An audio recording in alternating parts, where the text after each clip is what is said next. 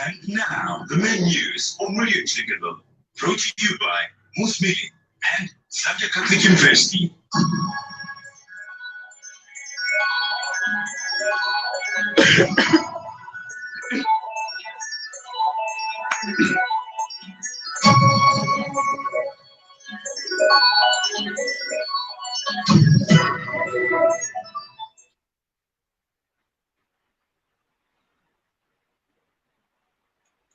Radio Changelo, restoring everything in Christ with love and truth. Good afternoon. With the main news, I'm Justina Matandiko Mukuka. Kindly be informed that we are also live on Radio Changelo Facebook page. The headlines: Mining companies advised. Policy Monitoring and Research Center speaks on COVID-19 bond, and Perry Mutapa technical bench praised. And now the main news in detail. Mining companies are being urged to ensure precautionary measures are put in place for the safety of workers in view of COVID-19. Yesterday, Mopani revealed that 9 employees at its mine shafts in Kitwe and Muflira have tested positive to COVID-19. Mine Workers Union of Zambia MUS President Joseph Chewe says mining companies must work towards containing coronavirus infections by having strict preventive measures. Speaking to Radio Changalo News today, Mr. Chewe also warned that if not well managed, the pandemic may have a negative impact on the operations of the mines. The government is proposing, as well as the guidelines by the Minister of Health, need to be observed strictly so that we can eradicate this COVID out of the place like a big one.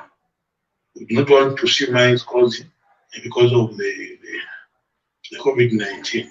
Because once this is spread to the mines, the economy of this country will be in shambles, and the workers will not have the income because there will be no workplace.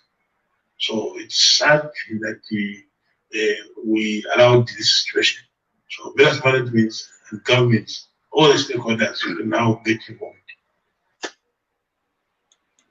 The move by Kitwe City Council to approve the construction of warehouses at Nakadoli Market has cheered the traders.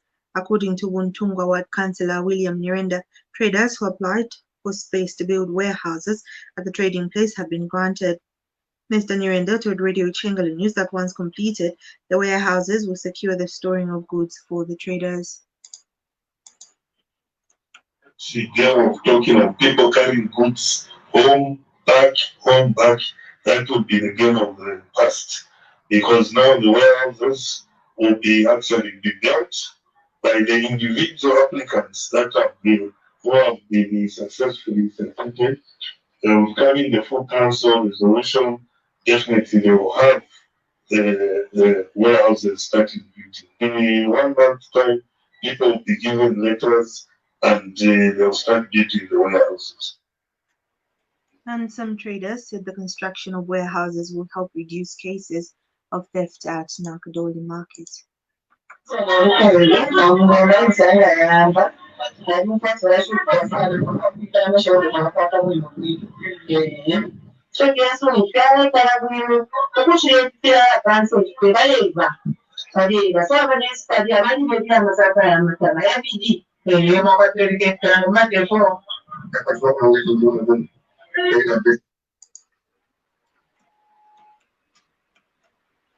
The delay in relocating some traders of Nchanga North affected by mining activities at Konkola Copper Mines and Nchanga Open Pit Mine in Chingola has disturbed Wuntunga Ward Councillor Mumba Soko. Earlier this month, Mines Minister Richard Msupa directed KCM to prioritize the relocation of over 80 residents affected by mining activities. Councillor Soko said KCM should actualize the plan immediately following the Chingola Municipal Council's resolve to relocate alternative land, to allocate alternative land to the affected families. Speaking to Radio Chingala News in Chingola, Councillor Soko says the affected families are living in fear. The further risk for the residents of Mchanga Street, Nyaji Street, and part of Mbeke Street. So it is gratifying for me as councillor to hear the minister giving directives to KCM to take possession of the land that has been given by the Chingola Municipal Council. I can only urge and request KCM to ensure that they go on site and get the relevant documents with regards to the land that was given by the Chingola Municipal Council. I think that way we shall see that KCM is indeed serious in taking the lives and safety of the people of Mchanga Street and Nyanji Street. The Policy Monitoring and Research Centre, PMRC, is hopeful that the issuance of the COVID-19 bond will see improved liquidity levels in the economy. Cabinet recently approved the establishment of an economic stimulus package that will be financed through the issuance of a COVID-19 bond. PMRC Executive Director Benedette Decker is now asking Zambians to support government initiatives by disseminating the right information on measures being implemented to mitigate the impact of COVID-19.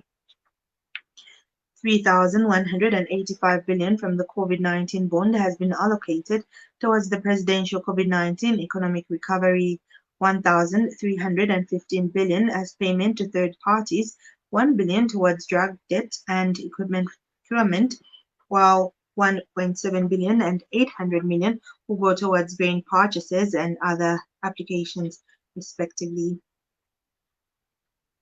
Thousands of Catholic faithful yesterday trooped down to churches across Edo State in Nigeria to offer special prayers for the release of Reverend Amadu-san Idahosa. The Catholic priest was kidnapped a few days ago along the Benin-Auchi Road by suspected Fulani headsmen, reported Fidus News Agency. Several persons who were also kidnapped by the gunmen during the operation last Thursday, July 9th, and marched into the forest are still being held pending the payment of a ransom by either their families or friends before letting them go.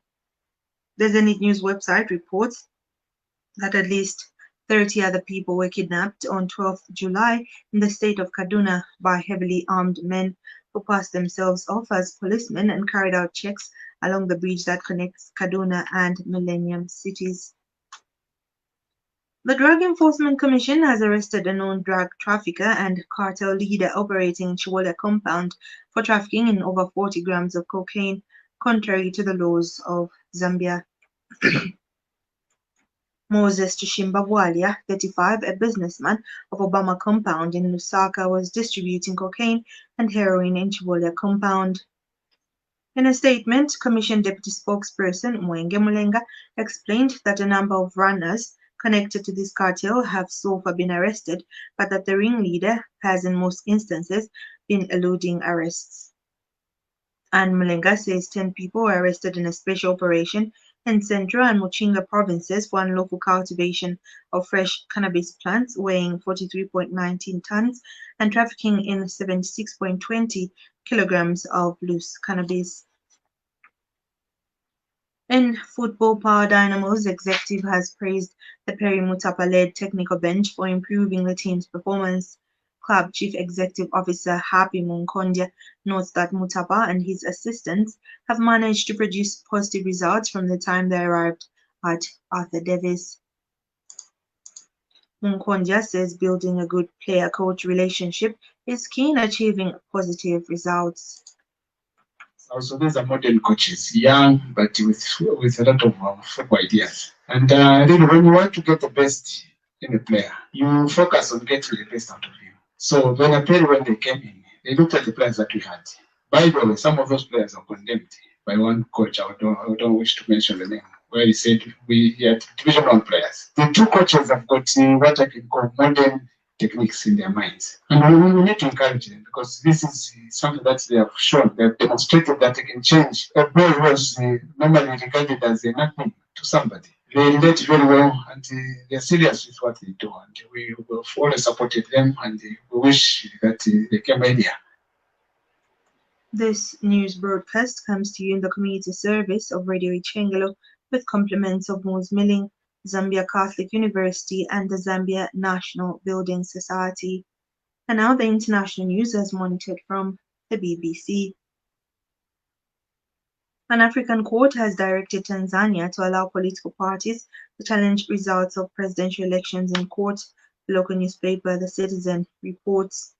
Tanzania's constitution does not allow courts to inquire or challenge the election of a president once the winner is officially announced by the Electoral Commission. The African Court on Human and People's Rights, which is based in the northeastern city of Arusha, asked Tanzania to take the necessary constitutional and legislative measures within a reasonable time to amend the law.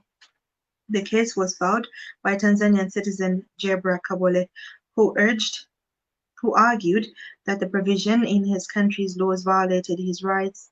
Tanzania's general election is due to be held in October. The US has accused Russian Wagner Group fighters of laying landmines and explosives in and around Libya's capital Tripoli. US Africa Command, AFRICOM, on Wednesday said it had verified photographic evidence that Wagner Group indiscriminately placed booby traps and minefields around the outskirts of Tripoli down to Sirte since mid-June. AFRICOM Director of Operations, Major General Bradford Gering, said in a statement that the Wagner Group, the responsible tactics are prolonging conflict and are responsible for the needless suffering and deaths of innocent civilians. There has not been any immediate reaction by Wagner Group or Russia, which has repeatedly denied involvement in Libya. And finally, China's economy grew 3.2% in the second quarter following a record slump. The world's second biggest economy saw a sharp decline in the first 3 months of the year during the coronavirus lockdowns.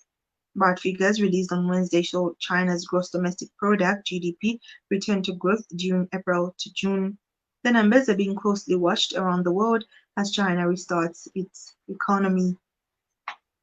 And that item brings us to the end of our main news. We take a look at the headlines. Mining companies advised. Policy Monitoring and Research Center speaks on COVID-19 bond, and Perry Mutapa Technical Bench praised. Friends, for these and more stories, you can visit our Facebook page, log on to Facebook and like the Radio Ichengelo page and link to radioichengelo.radio12345.com. You can also listen to Radio Ichengelo on Radio Garden. And now, the weather update is compiled by the Zambia Meteorological Department for 16th and 17th July 2020. Southern, Lusaka, Central, Northern, Muchinga and Eastern provinces will be mainly cloudy, windy and cool to mild in the mornings with a chance of light rain over Central and Muchinga provinces, becoming mild to warm in the afternoon. The nights will have few clouds and mild, tending to be cool towards dawn. The rest of Zambia will be mainly sunny, windy and mild in the mornings, becoming warm in the afternoons. The nights will be clear and mild to cool. Remember to play your part in the fight against the coronavirus pandemic by adhering to the safety guidelines as outlined by the Ministry of Health and the World Health Organization. Wear a mask when in public, avoid large groups and maintain social distancing. Avoid unnecessary movements. Wash your hands frequently for at least 20 seconds. Avoid close contact with people who are sick. Cover your cough or sneeze with a flexed elbow, handkerchief, or tissue. On behalf of the entire news team, my name is Justina Matandiko Mukuka. Have a wonderful afternoon.